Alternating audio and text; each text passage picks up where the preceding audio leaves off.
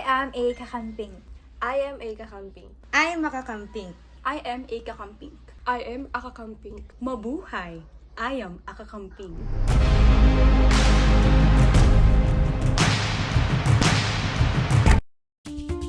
Bago natin simulan ng laro, narito muna ang mechanics.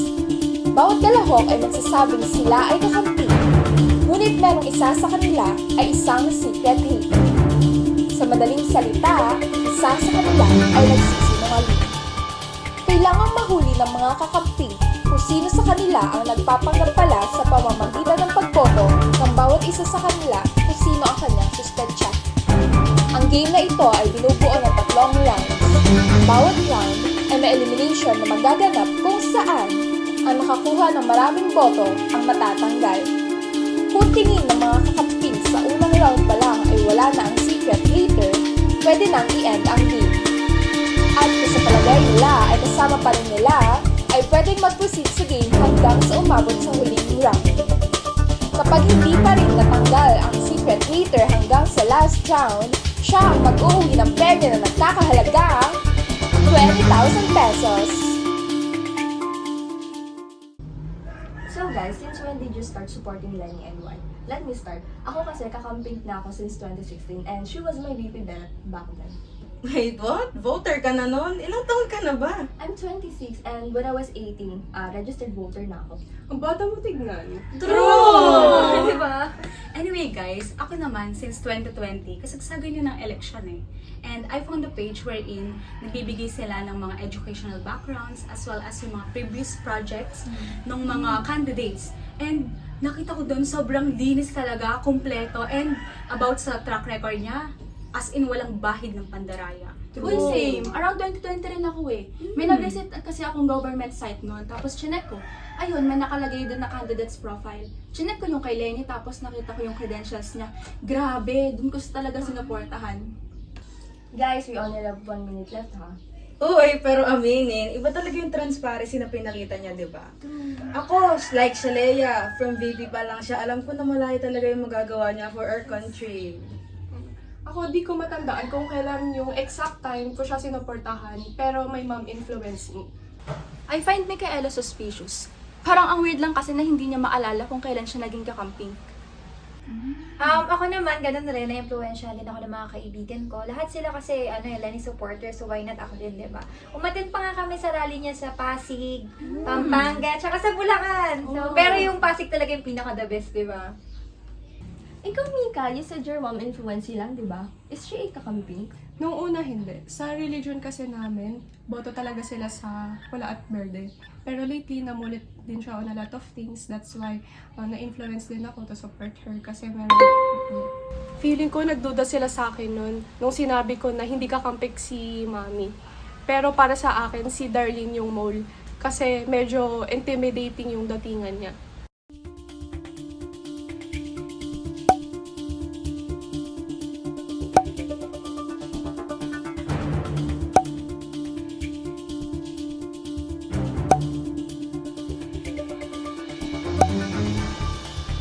I voted Micaela kasi napaka-inconsistent ng mga sagot niya and parang hindi siya sigurado. Ako, I voted siya kasi parang hindi naman talaga siya totoong kakamping eh. No offense pero parang she's trying too hard. I'm sorry, Mika, but you are out. Ikaw nga ba ang mole? Let's continue to find out.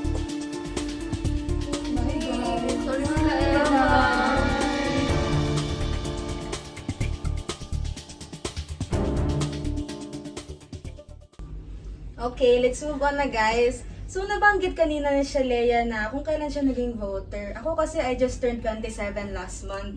And pangalawang election na tong nabotohan ko ngayon. Kayo ba? I'm 27 as well. Pero first time ko lang kasi mag-vote in this election. Though, registered naman na ako noong 2016 pa. Since 2016, bakit di ka bumoto mismo? Hindi ako nakaboto dati kasi nagkasakit ako ng dengue. Sayang nga eh. Ako 20 years old na and first vote ko to. Ikaw?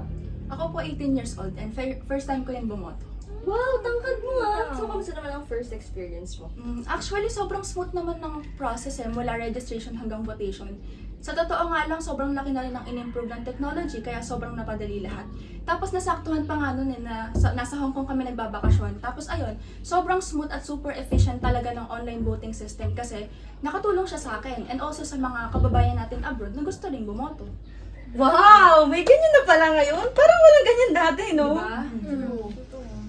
Okay guys, so ngayon naman, pag-usapan naman natin yung mga programs na ginawa ni Lenny and her team during election.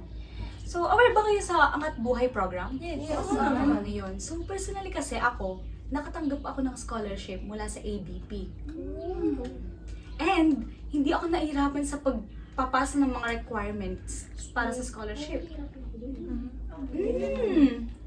Kasi, meron akong access dun sa online portal nila na provided din nila para dun sa mga nakatanggap ng scholarship. Oh, nice. I'm so happy for you, Shane. Pero di ba, halos lahat naman ng kakamping, alam yung ABP, di ba? Although medyo late ko siyang nalaman kasi medyo busy nga ako sa work, ano, nalaman ko lang sa mga friends ko. Tapos, ayun, grabe no, from objectives to budget allocation, ano talaga, inclusive talaga para sa lahat. True yan. Pero alam niyo naman na siguro ang Pilipinas talagang nahuhuli sa technology, di ba? Pero grabe, nagawa ng team ni VP Lenny na matrack yung progress ng programs nila. Tapos nabasa ko pa sa research na 622,000 daw na pamilya yung natutulungan na ng ABP. Sana all, di ba? Hindi ko alam yun Medyo duda ako kay Darlene. Parang pinaghandaan lahat ng sinabi Grabe din sila yung pagdating sa pagiging transparent, no? Alam nyo ba, yung sa ABP, nag-establish sa ng online digital payment like e-wallets such as Maya, GCash, and online banks para kahit nasan ka na padpad sa Pilipinas is madali ka makatulong. Uy, ang galing. Ang dami nyo na rin palang alam about sa Angat Buhay program, no?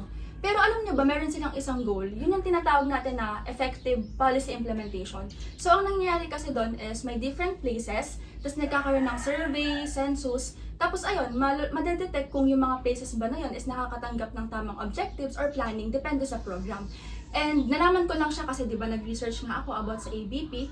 Tapos alam niyo rin ba na sobrang thankful din ako sa mga stakeholders gaya ng government agencies kasi talagang tinulungan nila si VP Lenny para ma-ensure na lahat ng tulong is maipapamahagi talaga sa Pilipino. Yan naman.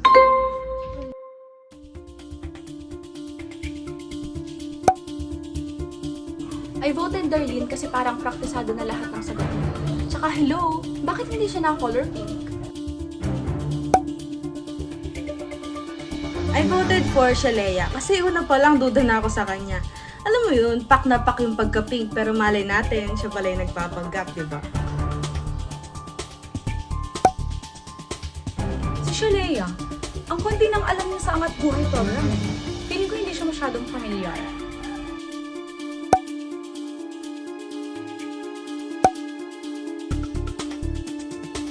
Nung una, feel ko talaga si Shane. Pero ngayon, parang si Princess talaga. Marami na siyang nilalaman at kailangan na siyang ipagpag. Joke.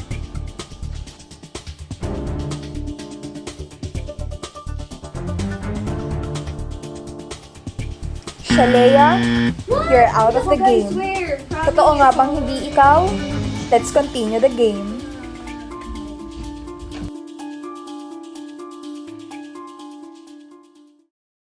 Next topic naman guys, so pag-usapan naman natin yung about election and botohan itself. Sa tingin niyo kaya accessible to sa lahat? Kasi for me, hindi Lalo yung mga walang access dito are often marginalized and excluded sa mga benefits ng digital governance. Tsaka, my God, nakakatakot yung mga bigla na lang nasisira ng machine sa Para sa akin naman, no din. Kasi, di ba, talamak nga yung risk sa cyber security and then yung mga concerns about sa data protection. And, syempre, lahat naman pwedeng maging target ng mga cyber attacks and unauthorized access para sa mga personal informations nila. And I think hindi siya accessible sa lahat kasi hindi naman agad-agad yung pagkakaroon ng digital literacy and mahirap din naman makontak yung mga barangay officials para sa assistance. So, I agree with Darlene and Shane. Tsaka hello, hindi naman lahat di ba ngayon may access na sa internet connection. Merong iba outdated pa rin yung input and output devices, di ba? Tsaka paano sila magiging aware sa effective implementation of e-governance initiatives, di ba? Tsaka ang dami na ngayong di ba? Ang daming parang pandaraya dahil kapos na sa equipments, right?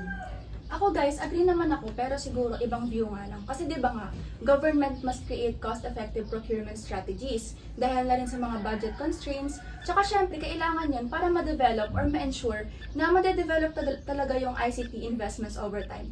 So ayun, para sa akin guys, hindi talaga siya accessible para sa lahat.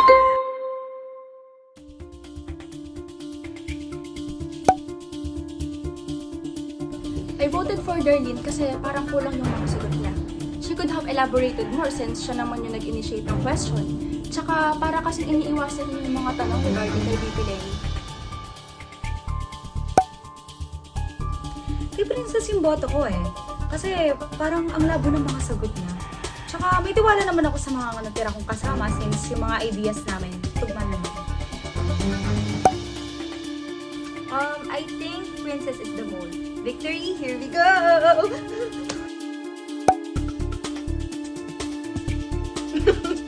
Well, ako na to eh.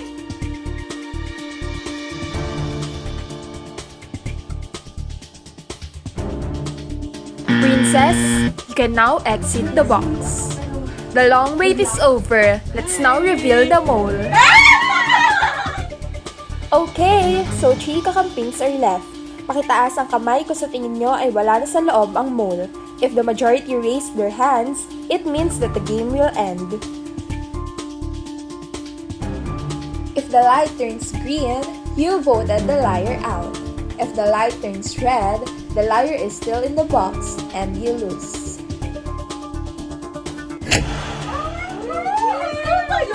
Alright, so the mole has won. At the count of 3, the mole will step forward.